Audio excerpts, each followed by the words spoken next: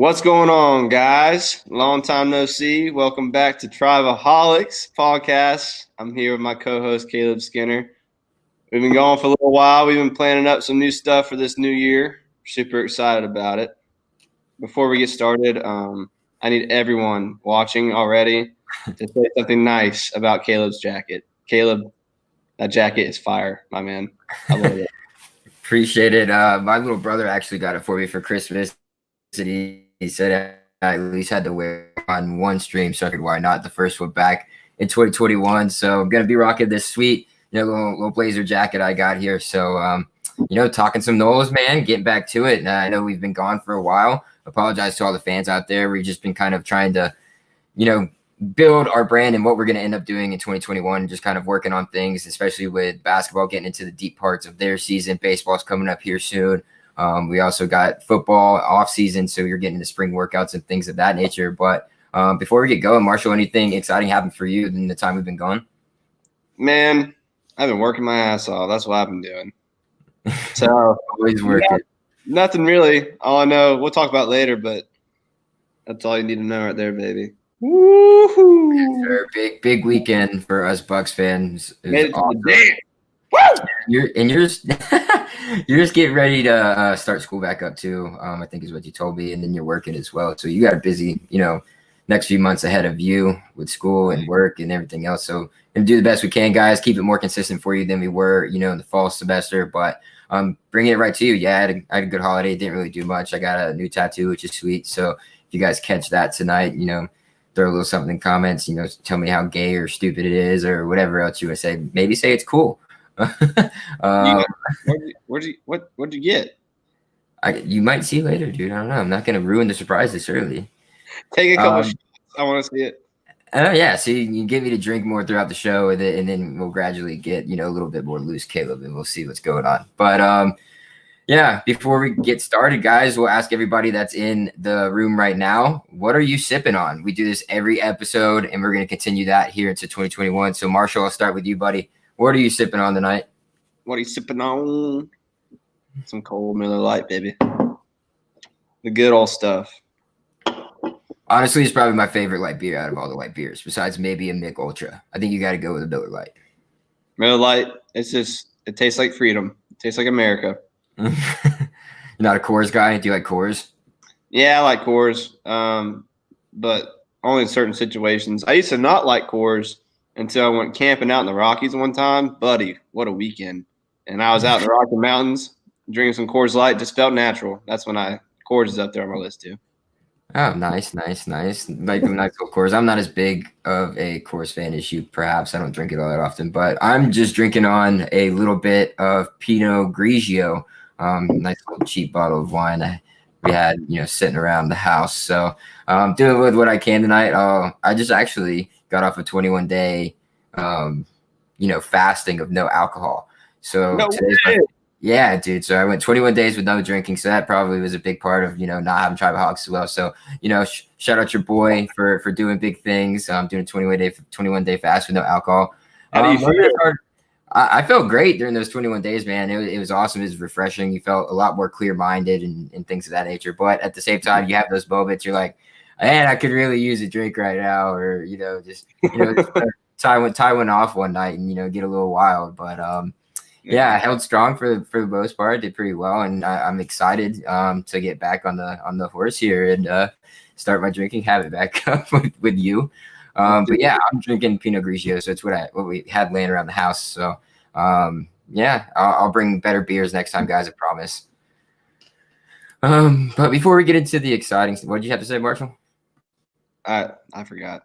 All right. Well, before we go ahead and get into the juicy stuff, little sad news. Today's the 1-year anniversary of Gianna and Kobe Bryant's death. I know Marshall had a lot of feelings when it first occurred. I'm sure he probably thought about it at some point today, like a lot of us did. I did myself, especially when I woke up and that's all I saw all over everything. And then I look over and I've got a Kobe Bryant, Time magazine sitting right next to my bed on my bookshelf. It's the first thing you see. It just brings tears to your eyes that him and his daughter, who is going to be a protege in basketball herself, but even greater people and humanitarians in the world. Losing them a year ago, it was heavy on the hearts of a lot of people today. So That's one of the moments that a lot of people will never forget where they were when they found out about it. I remember I was driving home from Gasparilla and hungover as dog shit. But I remember someone in the backseat of my truck said it, and I was like, I couldn't believe it. It's really sad, and someone that our generation's looked up to, and we miss him. Can't believe it's already been a year. Yeah, we do miss him, and it's hard to imagine it's been a year, especially after everything that happened last year. But said we're not gonna sit on that too long. Don't want to bring it down to podcast. Well, let's go ahead and jump into what we got for you guys tonight, the meat of the program. And Florida State, like we were saying earlier, has a bunch of sports going on right now, or a bunch of sports that are about to kick off and start their seasons. And one of those sports here is baseball, who I think they just came out with a new ranking. And I'm not gonna sit here and lie to you guys and tell you I know a whole lot about baseball. Once we get the season going and I start learning players' names, they don't know about baseball. So I'll toss it over to my good friend here, Marshall, and let him kind of take it away and fill you guys in on what's going on in the baseball sphere. Expecting big things on the diamond this year. Meet Mike Martin Jr., my man. Time to prove yourself, dog. We can't coming in at number 9 in the country preseason rankings. That's pretty good. We've been killing it in recruiting. It feels like we just have a new, refreshed coaching staff killing on the recruiting. Baseball recruiting is completely different than anything else. Because you go get these kids when they're in middle school and early high school.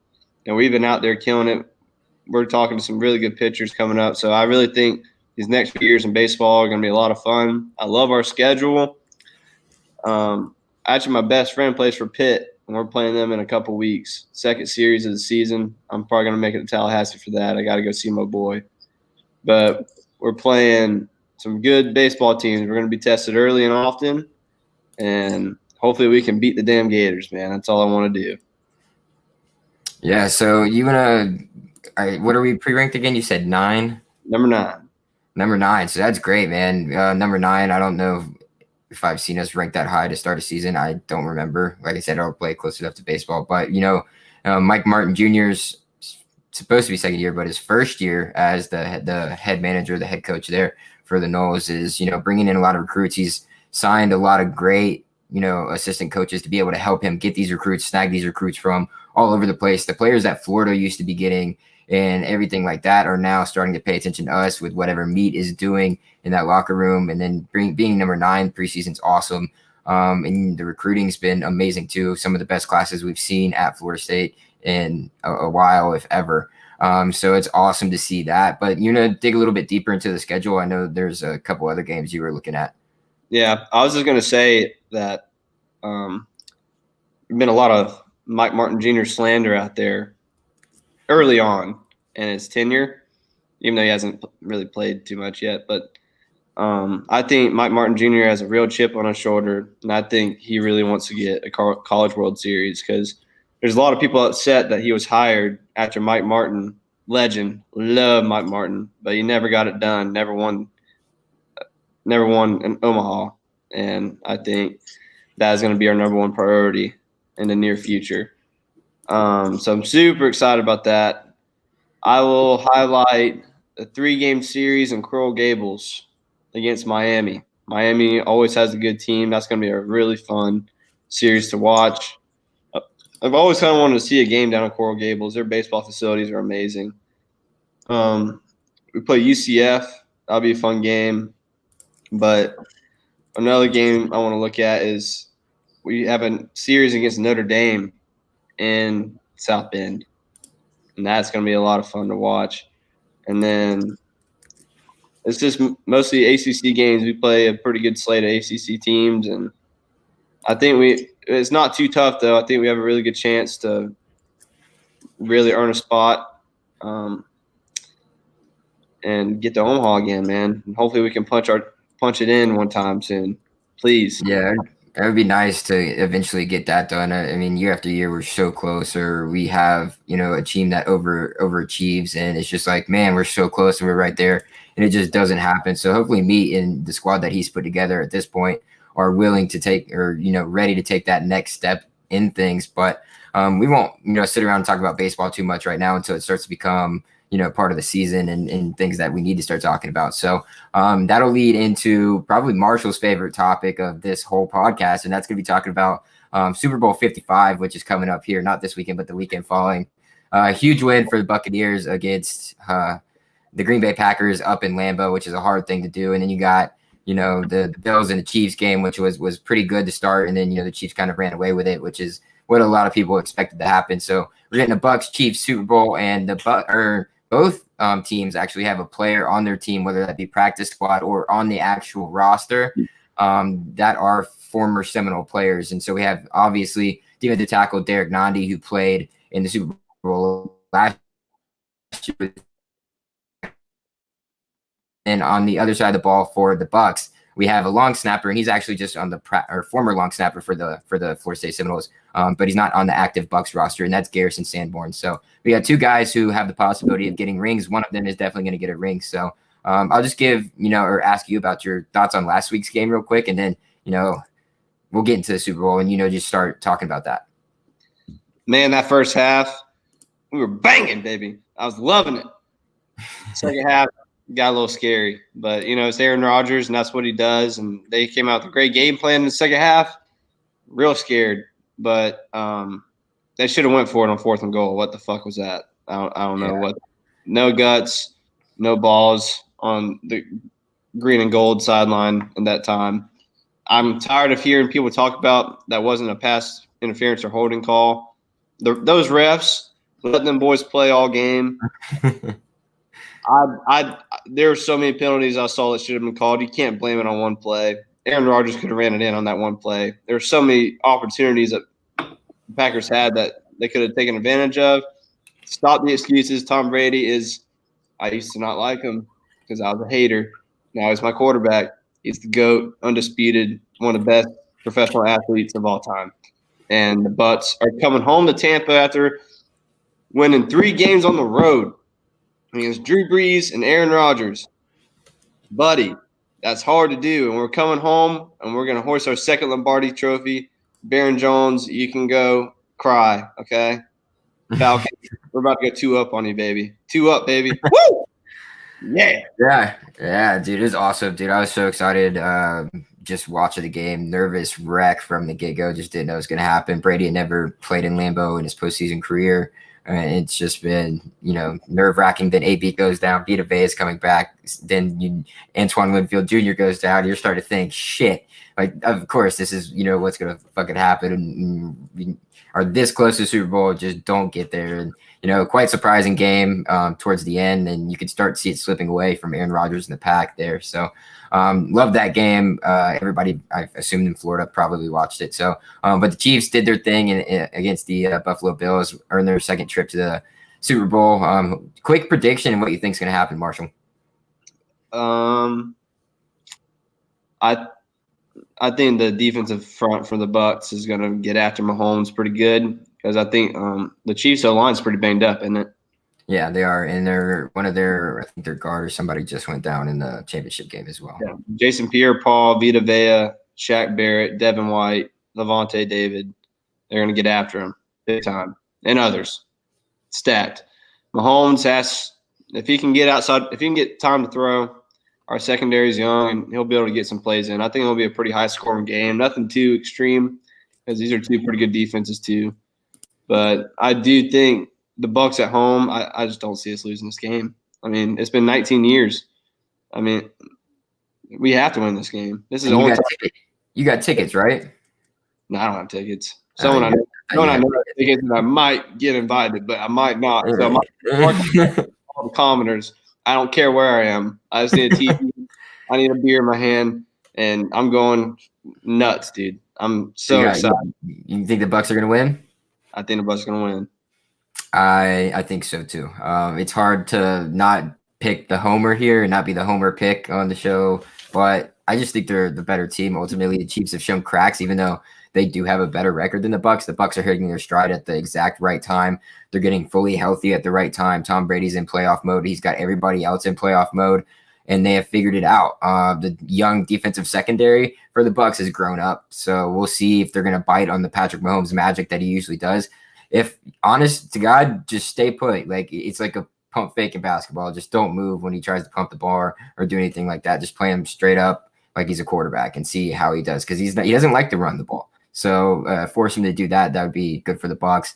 I don't know. I think it's gonna be a high scoring game. I said that about the last 3 games. So it's just as if whoever's defense steps up, whoever's defense gets those turnovers that they need, are going to be the ones to win the game. And it's not going to be a defensive battle, but it's going to be whoever, controls that part of the game, because both offenses are so lethal. Both special teams are lethal as well. I mean, Miggins showed you last week in his return game. He's pretty nasty himself for the Buccaneers. So he's quick, he's agile, he's got great field vision too. So I like the Bucks in this one in a close game. I think it's probably maybe could even end up a 1-point game, honestly. Just something freak happens, somebody misses a field goal, and that's the difference in the game. So really looking forward to it. But instead of the Super Bowl, we're Senior Bowl, and that's going to be towards some of our old players that are seniors and moving on to the NFL or trying to make it to the NFL. And that's going to be this Saturday, I think January 30th. Is that this Saturday? Yeah, it's this Saturday. January 30th is the Senior Bowl. We got 3 guys in it, Marshall: Marvin Wilson, Janoris Robinson, and Hamza Nasruddin. So initial thoughts, dude. I've seen some things on Twitter. Marvin looks like he's mowing over people in practice, putting them on their butts and on their faces, just using nasty swim moves. J-Rob, he got measured and everything, and his measurables are out of this world, like 6'5", 266, with like 17-inch hand or whatever that they do for their hands. It's absolutely incredible, the things that they're saying about this. But we've had the hand test before and people don't pan out. But Hamza Nasruddin apparently has looked good. Just coming off the injury, he'll probably slide. But what are your initial thoughts? And are you going to tune in this Saturday? Senior Bowl is kind of boring. But I'll tune in. I'll be paying attention either from social media or from the TV if I can. I want to see how J-Rob and Marv do. I want to see, now that they're about to get a contract, I want to see if they can fill that potential that we thought they would fill last season, but they didn't. There could be many reasons they didn't last year, but we know how good they can be. They're freaks of nature, and we'll see. We'll see. I'm very curious to see. I think Ham. I think he's gonna be fine. I think he's gonna be a great player in the NFL. He has the head, the heart, and the athletic ability. He's a smart kid, and he's not afraid to do the dirty work. You know what I mean? Mm-hmm. I think that about all 3 of these guys, honestly, man. I think all 3 of these guys have been through some shit in their lives, whether that be the coaching changes. I mean, just speaking of school, period, what they had to endure during their time here was a hell of a lot that they've had to be put through. So the NFL to them isn't going to affect them all that much. They understand this shit's a business, just like they understood the coaching hires and the coaching changes were all business too, that were led on by who knows what it is, social media or whatever else, the pressure from the fans, that you want to call it. But whatever. So like they've been through all that. I mean, J-Rob's had his house destroyed by a hurricane, his mom's house destroyed by a hurricane. Marvin's all the way from Texas, so he's been away from home for a while. And then you got, Hamza Nasruddin, who has been marred with injuries this past season and a half or so. So, I mean, it's going to be a redemption story for these guys. I think all of them, because Marvin Wilson didn't look that good this year at all, in my opinion. He didn't look like any fired up at all. I have one of my buddies, Gabe Saucy, who we had on the show early on before, we kind of took off, was saying that Marvin Wilson on Twitter Day was saying that, he's like, sadly, we didn't get to see that this past season for Florida State. And I mean, I completely agree with him, man. It's so upsetting that you had so much potential. This player with so much potential on your team that you knew if he was placed in the right setting and may remain healthy and had the right coaching and everything around him, then he would, absolutely explode on the scene. And that didn't happen. Playing in the wrong scheme, it's not meant for him. So I think Marvin will be a beast in the NFL as long as he ends up at a place that, runs the type of schematic that'll fit him, which is probably, NFL scouts look at those things. They're like, what does he fit? What we run on defense? Is he not? So I think he'll probably go early second round, I would guess. I don't see him, sneaking his way into the first. And that's unfortunate because he came back after last year and he probably could have been a first round pick. So unfortunate for Marv, but he'll still be all right. The early second round, I'm going to try to find the order of teams. Let's try to predict where he's going to go. Okay. Yeah, while you're doing that, I'll speak on J Rob. I think J Rob is gonna find a home. He'll probably be a later draft pick if he is drafted. He should get drafted. I just think he'll be, in the later rounds. But he's been through a lot. His best season was when Josh Kando went out with an injury. So that tells you something that he's okay being the number one guy. And in fact, it was proven this year too. Even when he had somebody on the opposite side of him, he was better that way too. So J Rob will end up somewhere nice. Will he start? Probably not, but he'll eventually come off. What's that face you got going on? The first three teams are dandies. The For him? 33rd pick, Jacksonville Jaguars. 34th, New York Jets. 35th, Atlanta Falcons. I would love to see Big Marv in Atlanta. I don't think he needs to go to, or I don't think the Jets need defensive line help.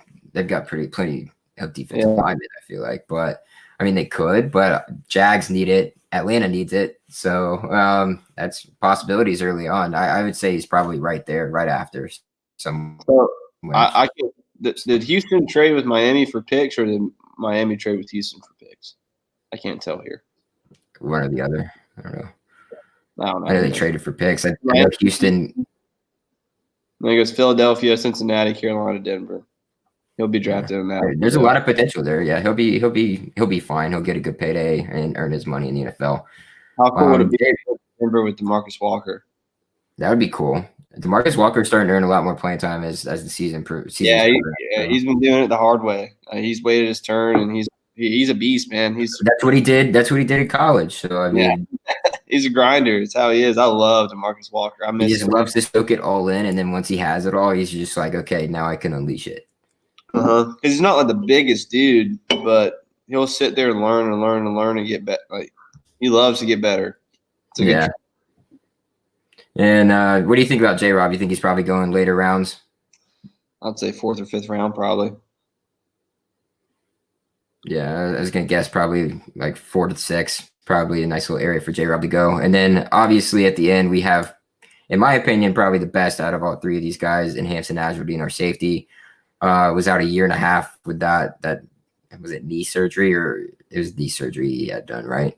Yeah, I think so. And it was just tough not having him. He played a little bit at the end of the season, got a turnover at the end of the season, which was good to see for him. Didn't have a whole lot going on, taking it easy heading into the draft. So Nas is going to, test out of the waters, obviously, when it comes to his specifications, when it comes to the NFL draft. But I expect him to probably put on a show, honestly, in the Senior Bowl. I think he'll be all right. I think a lot of these players aren't used to having a safety like him in the box or have anybody as a run stuffer, but they can also play over the middle as well. So his length is going to come in handy here. And I think a lot of wide receivers are going to be surprised by what they see from Hampton Nasruddin. I think the NFL is on notice that we don't pump out lately. We haven't pumped out a lot of quantity, but a lot of quality. From Cam Akers to Derwin James. Like, I think everyone's going to be looking for that next guy out of Florida State. And these three guys can be those guys for a program. And, yeah, I think NFL gets excited when they see some FSU players now. I wish I could say that when the Bucks could have drafted Dalvin Cook, but I think everybody was pissed. Everybody in the state of Florida was pissed about that. Bro, I was in Brick House, and I almost, broke glass. But we got Vita Vea, though, so it's okay. It worked out eventually. So when did we get OJ Howard? That's when we could have gotten Durbin, right? Or other way around. Yeah, same year. Or same year as Durwood. That's year. No, this is back-to-back years. I don't know. It's one or the other. Get things lost in transition. Durbin went in 2015, right? No, he played in 2016. Yeah. It skipped a year. I don't know. Whatever. It's not important. Move on. All right, moving on from the Senior Bowl. Spring game was announced here by Florida State and Mike Norvell for the 2021 year. And they have announced it for Saturday, April 10th at Doak Campbell Stadium, which, if I'm not mistaken, April 10th wasn't that something like the Masters Sunday or something? So, oh, God, that sounds amazing. I think that's what I saw. I'm not 100% sure if that's correct or not. I'll look it up. What sucks is I applied for Masters tickets, but they like discarded all of ours because they're giving everyone that applied last year the tickets because they couldn't go. So now I have to wait another year, and I'm never gonna get it. April 5th through the 11th. So it's the Saturday before.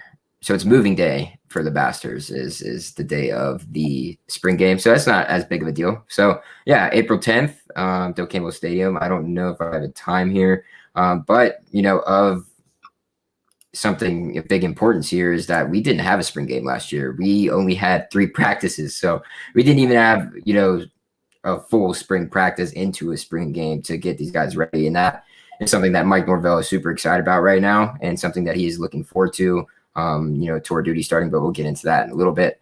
But yeah, spring game. What are your thoughts on that, Marshall? Are you excited about it? Are you bullish on it because you've seen how the past spring games have gone and we've looked amazing, and you don't really take much from it because it could look amazing, and we've also looked like we're 2-8 football team at times during the regular season. So what are your thoughts, and are you going to be paying attention to it at all? Yeah, of course I will. A little bit of both at that. Every year with Taggart, we looked amazing. And then it's just when you're going against each other and against other teams instead of against other teams, it's just different. But I'm extremely excited for Mike Norvell to finally get a full offseason and a full spring to actually implement his culture and his game plan. And I forget the number, but we have a lot of guys that have left. And he has brought in a lot of others, a lot of transfers, and a lot of good young guys. I think. Let's see here. It's gonna be a lot of fun to watch. I think we're gonna see a very, very, very different football team. I mean, it's gonna be unrecognizable. Yeah, and that would be. That's enough of the spring game. There's not a whole lot on it other than the date that we have, so we can just move ahead into the tour of duty, which is the spring practices and the spring conditioning drills that Coach Norvell has implemented and kind of borrowed from one of his head coaches that he was under at one point, in Todd Graham, who's now the head coach at Hawaii. And it's something that he adopted from him, and it's just to get the guys in condition. And one of the hardest things, what we were hearing out of camp last year before it got canceled, was going through the tour of duty and how big of a pain in the ass it was to just make it through. We saw I don't remember the player that quit, just walk out the field because he didn't want to do it because it was that hard on him. But like you're saying, these guys are about to get a taste of what really Mike Norvell is about here, especially now that he knows he's going to get a full, spring to be able to do it. They did say that, I think there was a rumor out there that they had to put it on pause for a week. Not 100% sure on that with my sources, but as far as I know, it might have been put on pause for a week. But it's just a week just for precautionary reasons. When it came to COVID, there might have been a little, positive here or there, and they just want to get that corrected before they return back. So, but these new guys, like you were talking about earlier, I'm trying to find the number that we have here. I think we have almost 7 transfers, maybe even more. 8 early enrollees, and it's going to be looking good. So I'm going to try and find the number of transfers we have. If you want to go ahead and talk about what these guys are about to be put through. One of the, I forget which transfer it was, but he got interviewed about a week ago, and he just got on campus not too long ago, and the reporter was asking him questions and about tour duty and everything, and he told him that Mike Norvell came up to him like right when he got there. Huh? Was it Jamie Robinson? I think so. The guy from South Carolina, yeah, the DB. Yeah, he was just saying, I loved his energy. His eyes just lit up. And Norvell said that I need you to be one of the guys that we can trust. Like you're one of the guys now. I don't think you're going to take a back seat here. And that's right before the tour duty started, and they went through it. And he said, man, he had never been through anything like that before. And he's come from an SEC school. So right, it's pretty. He's coming from South Carolina. Yeah. So South Carolina, you can talk crap about them all they want. They're not a horrible program, and they're going through some tough stuff over there because they're playing against Georgia and Florida and all those big schools and trying to put up a fight against them. But he said he's never been through anything like that. I think Coach Storms, with another year in the weight room and another year in the film room, this team could vastly improve. When I say that, I'm talking about in a 12-game schedule, we can probably win 7 or 8 games. And that excites the shit out of me. Hell yeah, it does, dude. I'm looking forward to that. I hope that's the fucking case because I'm tired of this bullshit. 4-6, 5-6 bullshit that we've been having to go through 6-6 seasons and just over it. But yeah, so I was right. It was 7 transfers that we have coming in. So a couple of those include, like you were just talking about, Jamie Robinson, the DB from South Carolina. Obviously, the big name on that transfer list is UCF transfer quarterback McKenzie Milton, the guy who destroyed his leg while he was at UCF. So, but Mike Norvell is very familiar with him and bringing him in as he coached against McKenzie while he was at Memphis as the head coach. So there's kind of a relationship that's built there. I'm sure he did a little bit of recruiting on him as well. So these guys are really being put to the test now, and they're really seeing what Mike Norvell's about. And it's Mike Norvell. It was obvious last year that he was bringing back mat drills. Like mat drills were the thing. Like everybody saw the mats on the ground, and they were like, "Here we fucking go." And that's what everybody excited about, was those mat drills coming back because it hardens a guy. It's not, some wimpy ass shit. You're getting down on the mat and you're working through it. And so, back in the Bobby Bowden days, that's what it used to be about. Jimbo Fisher, I don't know or remember if he used mats or not, but it's definitely a prominent use by Bobby Bowden during his tenure at Florida State. And that's what the people love to see. So these guys are getting hardened as they come in. I mean, you have an SEC player come in saying some of the hardest shit he's ever done. That speaks highly to the level that Mike Norvell, especially these guys, as well as Coach Storms, like you're saying, which you love Coach Storms and the whole health and nutrition and weightlifting guys over there in the strength and conditioning room. Yes, I do. I did. Last offseason, the team collectively gained over about 700 pounds as a team. That's insane. I think we're right there. If we can get that translated with the good coaching and get it on the field with that athletic ability, we can do something, man. I'm telling you. Last season was one big scrimmage because we didn't have any offseason, hardly. None. We were in there cold start. And at times we looked good. At times we looked like, I don't even want to say it. What I get out of these quotes from these players now is like they're talking about these things. They're like, yeah, it was hard, but like what they're also saying is Coach Norvell is in his ear saying like, I need you to do this. I need you to accept this challenge because you need to be this player for us. And I know you can do it. So that's why I'm telling you this right now, that you need to do it. And the fact that this guy is just coming in here from a different college, from a different university, a different team, a different locker room, different head coach, is sitting here saying this about our head coach right now, about what he's in his ear telling him he needs to do. And he's like all about it. He's accepting the challenge. These are the type of dudes I want, the guys who want to be challenged, not the guys who are going to be like, yeah, I can fly through this. This is easy. I want guys who are like, shit, I can hardly do this, or I can't do this, and be able to push themselves further and get better. And I love that coming out of here because I guarantee you during the Willie Taggart era, I did not once hear shit about the word challenge enter in anybody's fucking mouth that came out and quoted anything. Yeah, I remember when the videos dropped for Taggart's like off-season workouts, and I was like, "That's pretty easy, honestly." It doesn't look too bad. They're like picking up tennis balls and stuff. I was like, "What the hell is going on?" I mean, that's it. I mean, that's an important aspect, but like when that's all you do and you don't see anything else and you don't hear anything else about it being hard or but like you just see them going through the motions, like they're just like on the practice field. It's like, come on, dude, like do better. Like you gotta toughen these dudes up, not let them be so soft and warm around the cuddles and everything. Little Grizzly Wildcat, love it. But yeah, with that being said, we'll take a look to the future for our football team, man.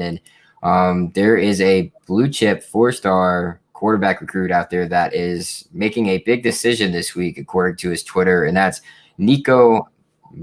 I don't even know how to pronounce his last name, man. Marchiol or Marchiol. I'm not sure how to pronounce it. Sorry, I probably butchered the hell out of it. But potential there. All the crystal balls are in for him, Marshall. All the crystal balls are in for him. We've got, Brendan Sonnone has one. You got Newberg's got his in. And then, of course, once you see Steve Wiltfong's CB roll in on 247, it's pretty much a done deal. So a lot of people were saying it's between us and UF right now. It just seemed a lot like Nico loved his visit to Florida State and Tallahassee. The post that he made on Twitter was, nothing but love. And he's like, there's only one thing left to do. So, I mean, that's pretty telling when a kid tweets that out, unless he's just being a huge fucking troll, which he might be. But I highly doubt that. And what are your thoughts on Nico? I know there's probably some differentiating opinions when it comes to him. Do whatever you got to do to make him sign the paper. I don't care about any verbal commitments anymore. They mean nothing to me. Nothing. Sign the dotted line. Then I'll be convinced you're coming to Florida State. That's all I got to say. He's in 2022, so he's this upcoming season's after, recruiting class. And so let's see where this kid is. He's ranked the number 16th quarterback in the 2022 class.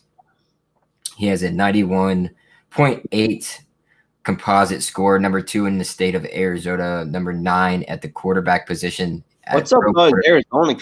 Pro quarterback position, so not overall quarterbacks. So number 9 at the pro quarterback position, 6'2", 216. Not bad. He's a lefty. Does that bring any question marks to you, Marshall? No, I saw him throw around today. Not in person, but he zips it, man. I don't have a problem if you're a lefty or righty. I mean, Chubba's a lefty. He had a rough go last year, but I mean, I still have a lot of faith in Chubba in the future. But I like this Nico kid. I do. Is that his name? Yeah. Yeah, Nico. He seems from Arizona. I was expecting maybe a little bit more of a cockier kid, when he comes out and talks. But he seems real. Like he really seems Florida State a lot. Like he was genuinely happy to be there. And he seems to be on that same trajectory of kids that have their shit together, kind of. Like Chubba Purdy. Like you look at the kid, you listen to him talk. He's got his shit together. He knows what he's doing. Yeah, Nico's kind of the same way, and I think I would probably watch the same video that you did of him throwing today. And he's like 7-on-7. Same thing I was watching. He put some zip on the ball even as a lefty. And the thing is, as he's a lefty, when he comes and throws to the right side of the field, because you have to come all the way across, he yanks his shoulder. Like he just yanks it so quick that I think I've seen a lefty yank it that fast over to the right side of the field before. So I mean looks good to me. The only question I have when it comes to that is that shoulder going to hold up? That's a lot of pressure on your shoulder, especially your throwing shoulder coming across your body like that. But I guess as a pro, that's what you got to do. Shout out No Game Days, creator and founder Logan Robinson. We bite, baby. Bite. Logan had a big day today. No Game Day getting a partnership with Chick-fil-A, which is huge. Eat more chicken, guys. Throw around that slogan. Give the boys some love. So huge stuff for them. I'm a chief for No Game Day, so I'm waiting on my free promo code to start getting like a free chicken sandwich every month or something spicy. Yes, sir. Finally back. I know long hiatus. We're not gonna hide anymore. We're gonna start drinking again, so that's fun. But yeah, dude, awesome with No Game Day and Chick-fil-A. Excited for them, excited what they're, turning into, especially since you and I both started following them early on in their process. And, it's been awesome to see them grow. So shout out Logan Robinson, guys at No Game Day, Nate Greer, Dustin Lewis, Austin Veazey, Carlos Williams, all those boys over there. We appreciate y'all and all the content that y'all put out too. So good lucks for coming on here and showing some love, Logan. Appreciate it. But yeah, back to the recruiting thing. There's a couple other quarterbacks that we have been looking at for the 2022 class, and one of those that we offered back in February of last year. That when I first got on the job, and that's a quarterback that I think a couple of our buddies really love, and that's MJ Morris out of Pace Academy in Atlanta, Georgia, who's the number 7 overall quarterback in the nation for the 22 class. Dual threat guy, 6'1", 175, number 7 in the state of Georgia at his position, and state of Georgia overall, and then at his position number 4 in the state of Georgia. So, or in the nation. Wow. At the dual threat quarterback position. So, I don't know if you have any of his information pulled up or if you've seen him play at all. Have you, Marshall? Not really, but I like the sound of him. Yeah, real lean frame right now. It's not, super built up, but you get this guy on a, regimen in college. It's bound to change him, especially at 6'1". He's not like 6'4" like James Blackman and just looking scrawny at 180. So got a nice little build to him at the size that he is at 6'1", little dual threat. Haven't really watched his film yet, so you might need to go back and do that once we start getting the recruiting, or we'll just, bring in Nate from No Game Day and just have him break everybody down for us. But yeah, other than that, there's been a lot of speculation that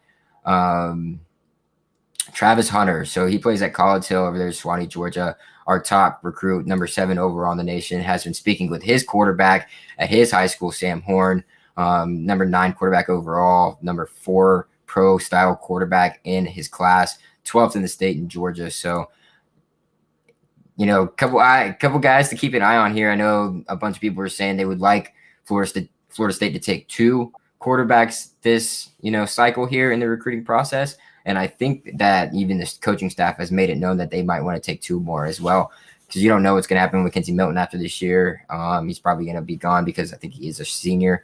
And then, Chuba's going to be a year older and he's going to be a junior. So we'll see what happens. If they want to take 2, you get 2 guys deep behind Chuba. Or, if one of these guys comes in and just shows off the chart, then whatever. So what are your thoughts? You think we take 2 guys? And have you paid attention to Sam Horn, Travis Hunter's teammate at all?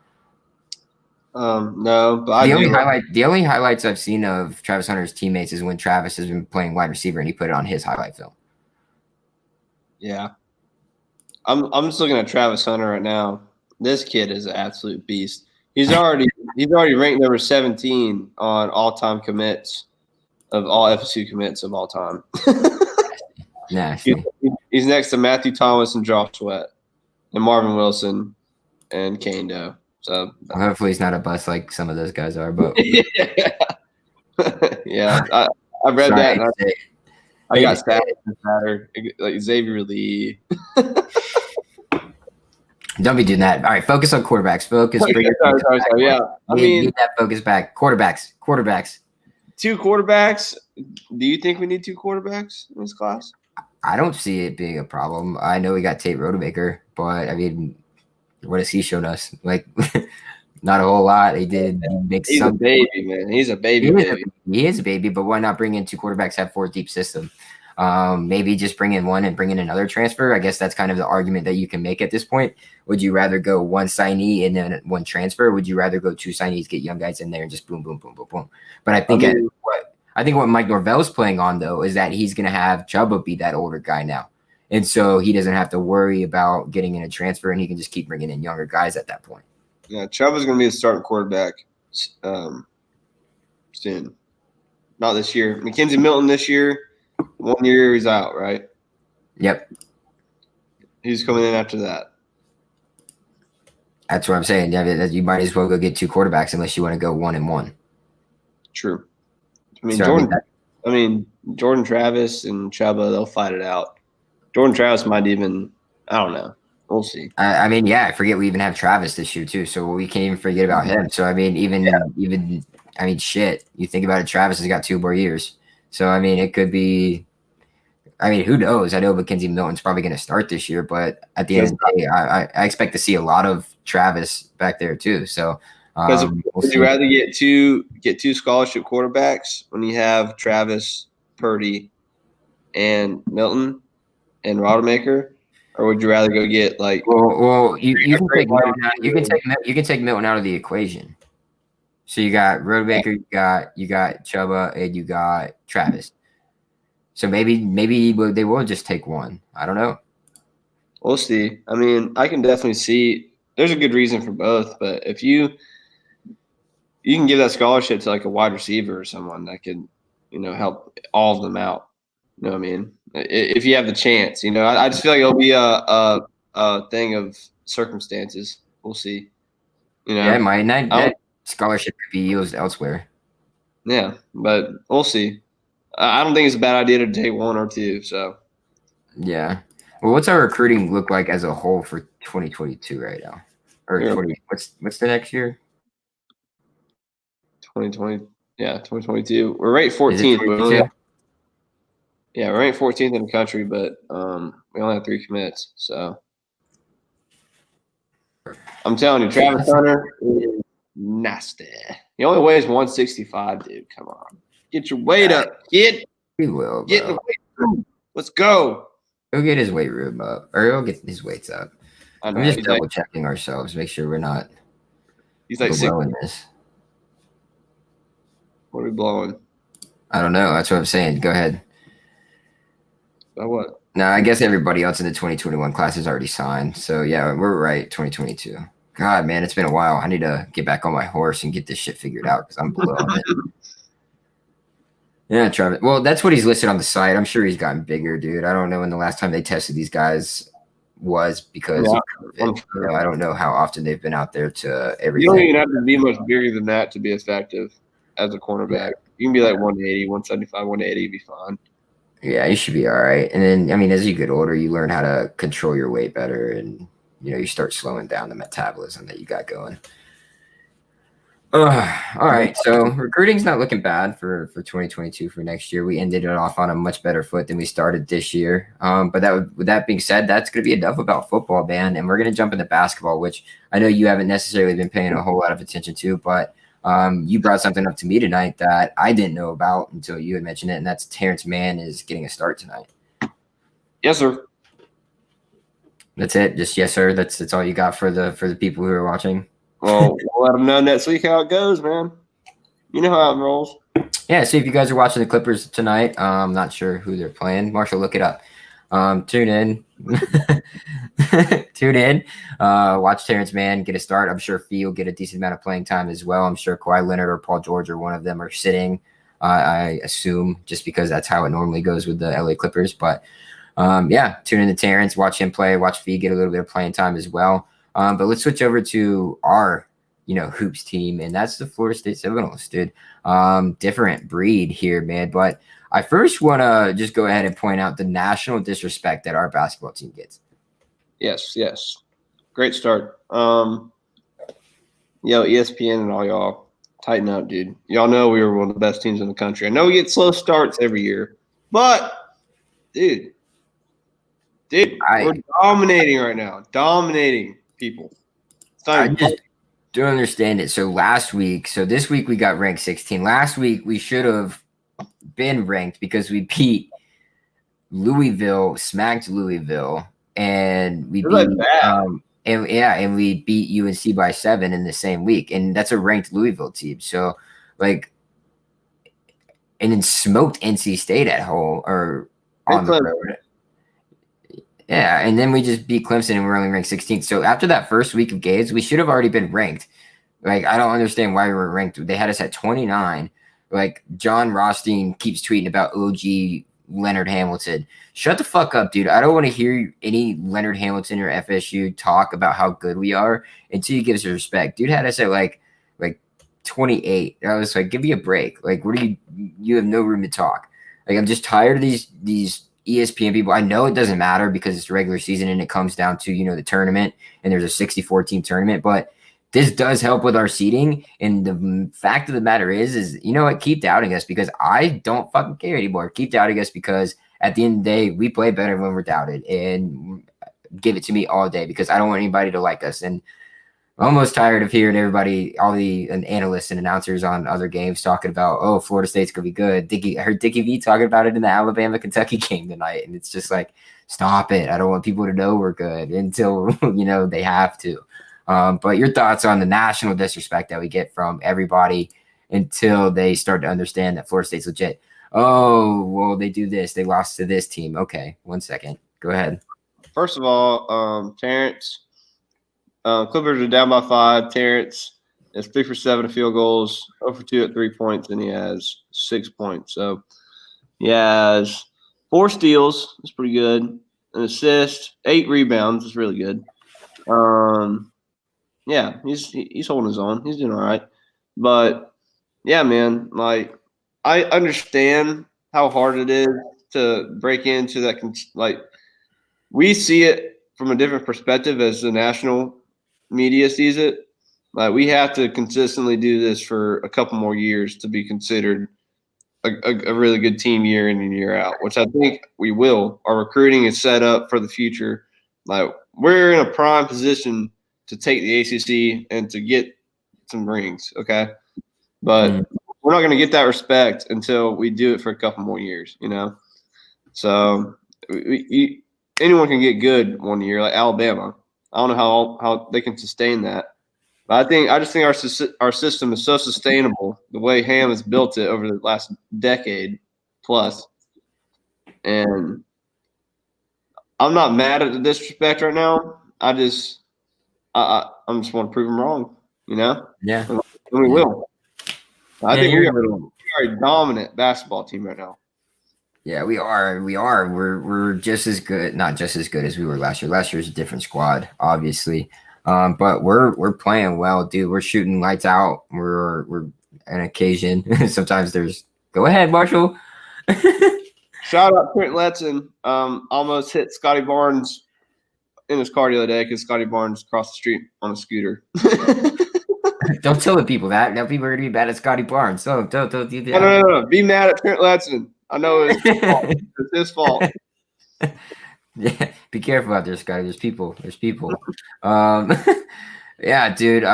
We're shooting great. We go through stretches where we don't. We play great defense. Dude, defense has been suffocating the past 3 games. I don't know what the hell has gotten into these boys. Ham's just turned it up on them. Said, hey, if y'all don't play defense, we're not going to be good at all this year. So y'all either figure it the hell out or we're just going to suck. So I don't know what's going on. MJ, gets injured every game like he has in the past.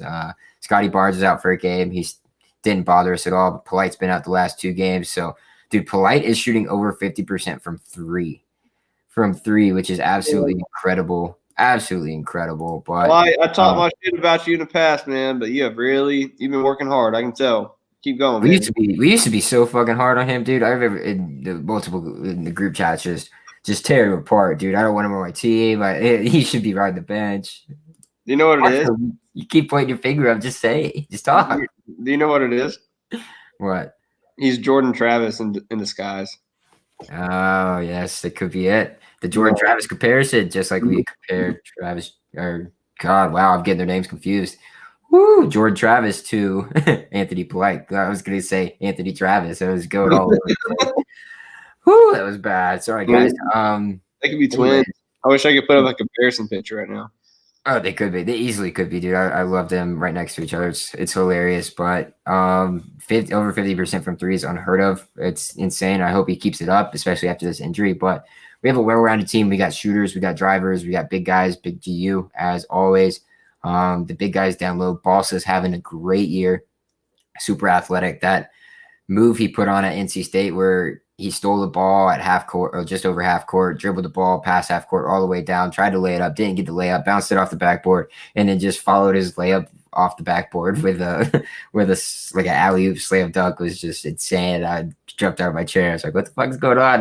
We got a 7-footer going down the lane and he's just dunking on people like for no reason. So these guys, they're just well-rounded. Balsa is probably our most athletic center we've probably ever had since, well, not since, but other than Fee. So being able for him to move like he does, have the ball and the handles that he does is incredible down low. Just wish you could shoot threes, but I mean, that's hard when you're a 7-footer. But we have plenty of shooting. Sadar Calhoun's like a damn Energizer bunny rabbit jumping all over the place with his 100 Instagram stories and shit going on. You got to love that. MJ being MJ, just, playing hot and playing well and, leading the team, which he should.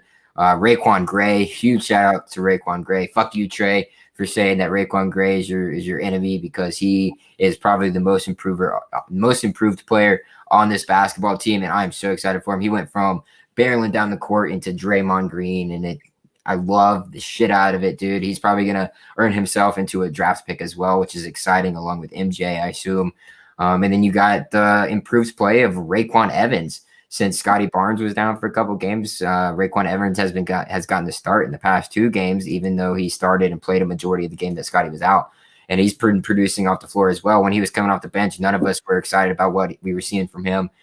These last few games, it's just been kind of a spark for him. Like, hey, I need to be relied on to be a part of this team and to push us to the right level. So it's great to see, man. Have you watched any games?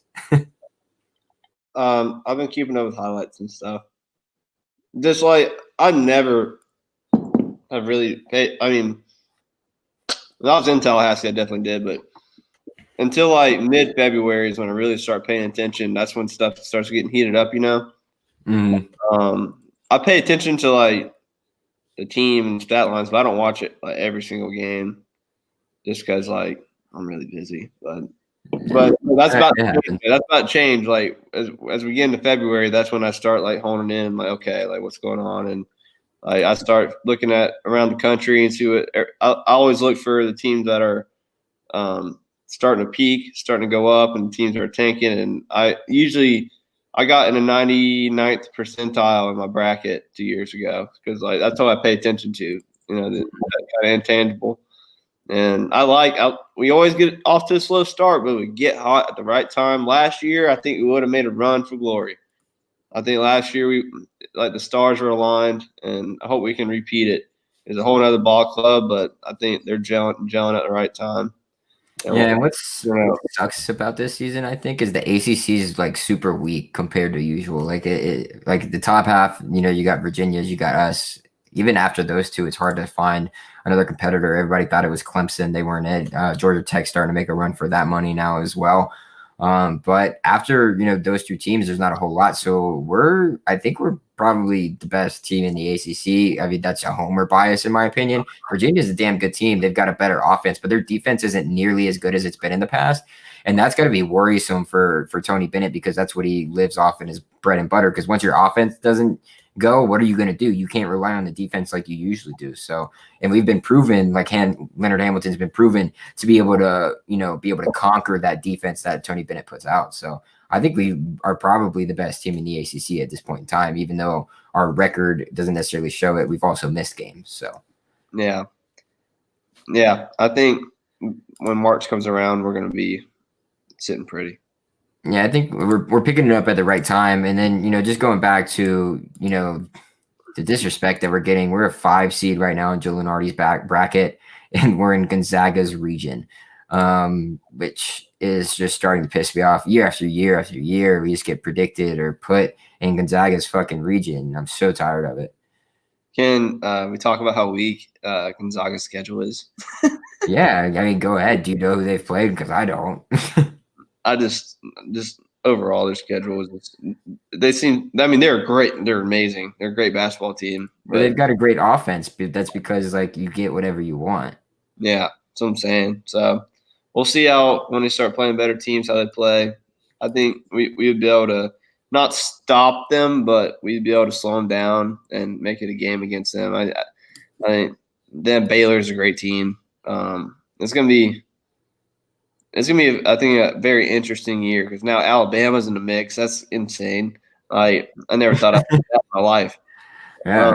I saw Auburn what they did last year, and they couldn't stand it. They had to get good. They started dropping bags. They got Joe Lunardi's got Alabama's a 2 seed right now, which is insane to see. Us as a 5 seed. He's got us as a 5 seed, dude. What the fuck? Like a 5 seed? Yeah, I think we're gonna come in as like a 3 seed. There's no fucking chance. We're a 5 seed. Anywhere from 1 to 3 is what not right now, obviously, but at the end of the day, I think that's what we're going to be. Do I think we're a 3 seed right now? Yeah. I definitely don't think we're a 5 seed. There's no way, but it's following more of an S curve now this year because of, the COVID implications, and they're having everything in Indianapolis, so that you can't really regionalize or put places in certain places based off of where they're at their home or not. So that came into effect, and so it's more of an S curve. So it's like following through numbers instead of it being, them actually picking where each team goes. But we'll see how that happens and how that turns out. But 5 seeds just so disrespectful, bro. Like, get the fuck out of my face with that. Like, that is so dumb. A 5 seed for Florida State, who everybody's talking about right now, and you guys are still ranking as 5 is a joke. A joke. They want us to prove it. I think they want us to win. Fuck it. Like, if that's what their end game is, I'm cool with it. Because if we win it all, then that's we get all the recruits. Sweet. Like, we're already getting them, so big deal.